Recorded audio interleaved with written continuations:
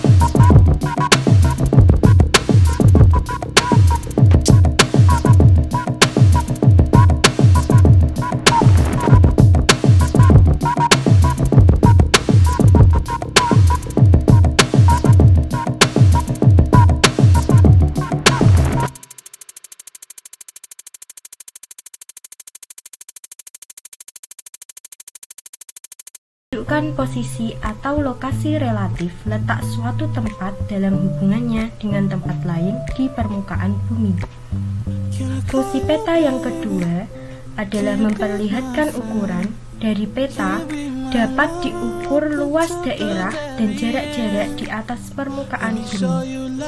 Fungsi peta yang ketiga adalah memperlihatkan bentuk, misalnya bentuk benua-benua, negara, gunung, sehingga dimensinya dapat terlihat dalam peta.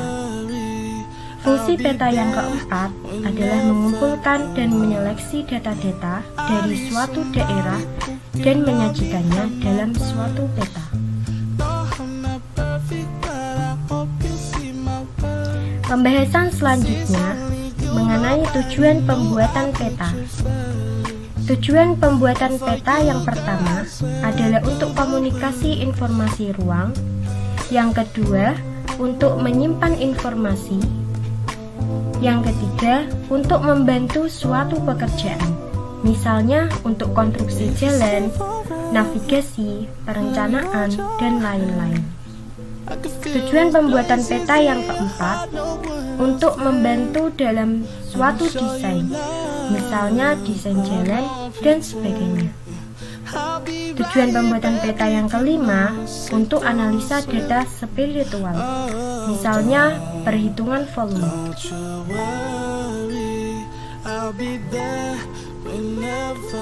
Konsep peta selanjutnya adalah analisa peta. Analisa peta merupakan suatu kegiatan membaca objek-objek untuk detail-detail termasuk informasi yang ada dalam suatu peta. Contohnya, menghitung jumlah sungai, mengukur panjang dan lebar sungai, mengukur jarak antar tempat, mengukur luas wilayah, menentukan letak astronomi suatu titik atau wilayah atau area.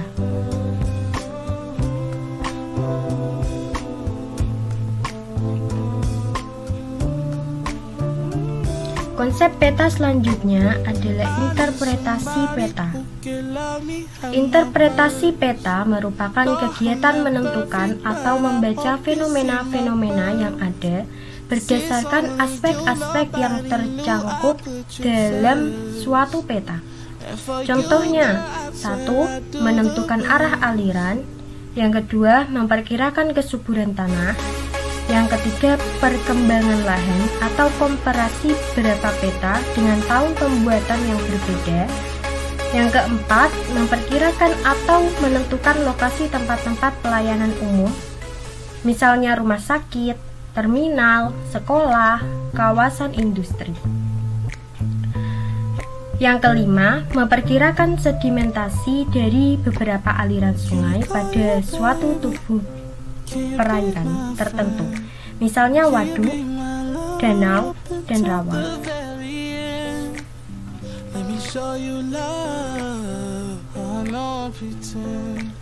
Konsep peta selanjutnya adalah karakteristik peta. Peta memiliki karakteristik sebagai berikut. Yang pertama, skala bervariasi. Di antaranya adalah skala kecil, skala sedang, dan skala besar.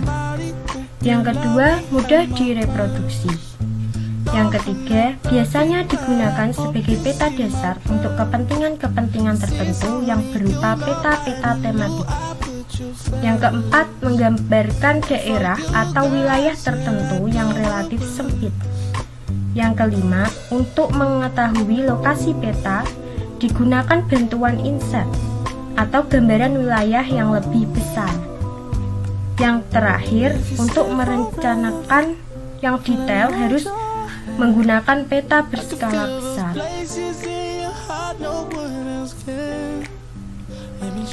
Konsep peta yang terakhir adalah macam-macam peta. Macam-macam peta dibagi menjadi 4 jenis. Yang pertama, peta ditinjau dari jenisnya. Yang pertama, peta foto. Peta yang dihasilkan dari mozaik foto udara atau ortofoto yang dilengkapi garis kontur, nama, dan legenda yang terdiri atas peta foto yang telah direktifikasi dan peta foto ortofoto. Yang kedua, peta garis, yaitu peta yang menyajikan detail alam dan buatan manusia dalam bentuk titik, garis, dan luasan atau wilayah. Contohnya, peta topografi dan peta tematik.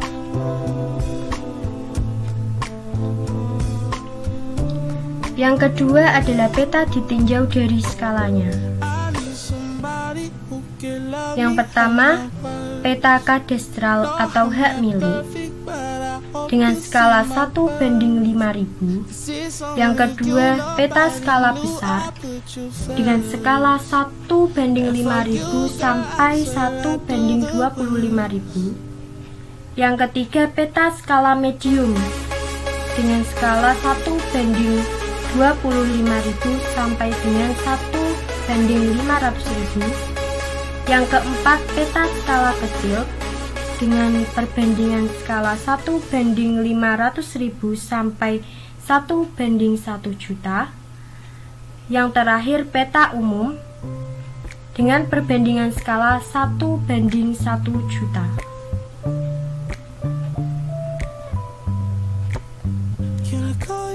Peta ditinjau dari fungsinya. Terdapat 3 jenis. Yang pertama, peta umum atau general map merupakan peta yang berisi jalan, bangunan, batas wilayah, garis pantai, elevasi, dan sebagainya. Peta umum skala besar disebut peta topografi, sedangkan peta umum skala kecil disebut atlas. Yang kedua, ada peta tematik, merupakan peta yang merujukkan hubungan ruang dalam bentuk atribut tunggal atau hubungan atribut. Ada beberapa macam maksud dan tujuan dari peta tematik. Yang ketiga, card, merupakan peta yang didesain untuk keperluan navigasi, nautical, dan akronautical. Peta kelautan yang ekuivalen dengan peta topografi disebut dengan peta batimetrik.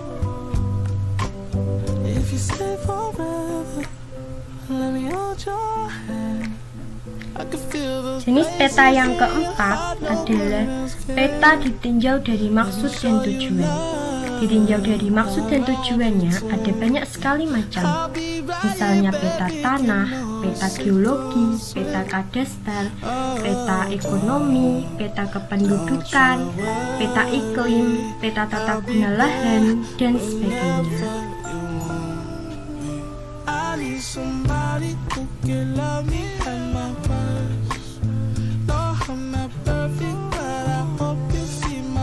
Nah, itu tadi penjelasan video mengenai kartografi dan peta ya teman-teman. Semoga video pembelajaran yang kita sajikan kali ini dapat bermanfaat. Mohon maaf jika terdapat kesalahan kata atau pengucapan ya. Semangat belajar. Wassalamualaikum warahmatullahi wabarakatuh.